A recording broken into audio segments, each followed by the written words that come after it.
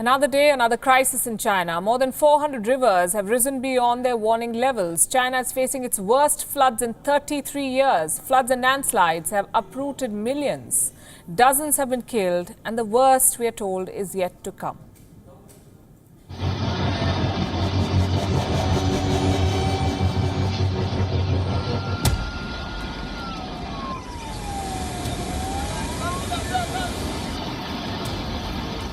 $38 million. That is the number of people that China has evacuated from their homes. China hasn't seen anything like this in 30 years. The worst floods in more than 30 years.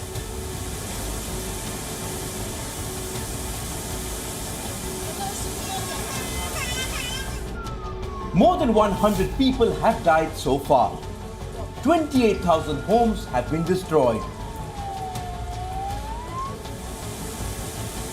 33 rivers are flowing at the highest levels. Alerts have been issued on a total of 433 rivers. Water levels of 433 rivers in China have exceeded the alert height since June, of which 109 have seen a water level topping the warning line. Floods in 33 have hit their historical records. The Yangtze River, the upper reaches of the Yellow River, the Shijiang and Beijiang rivers in the Zhujiang River Basin and the Taiyu Lake have seen all-time high floods. This is the most punishing flood season for China. Most of the mainland has been affected by floods. But the biggest cause of concern is the Yangtze River. The Yangtze flows through the Hubei province.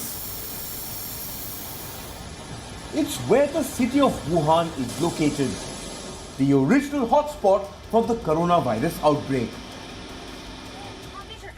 And now the Chinese citizens living there could be staring at their worst nightmare. The historic high water levels on the Yangtze are pushing the Three Gorges Dam to its limits. It was the largest engineering project in China. When it was completed in 2006, it was the largest dam structure in the world. The dam has begun opening its floodgates.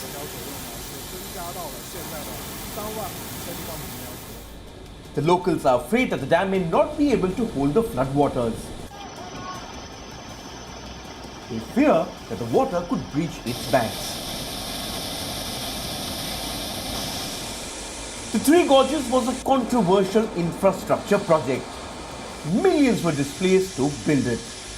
Reportedly, around 600 kilometers of area was submerged to build this dam and the hydroelectric facility. There were protesters and opposition, but the Chinese authorities chose to ignore it.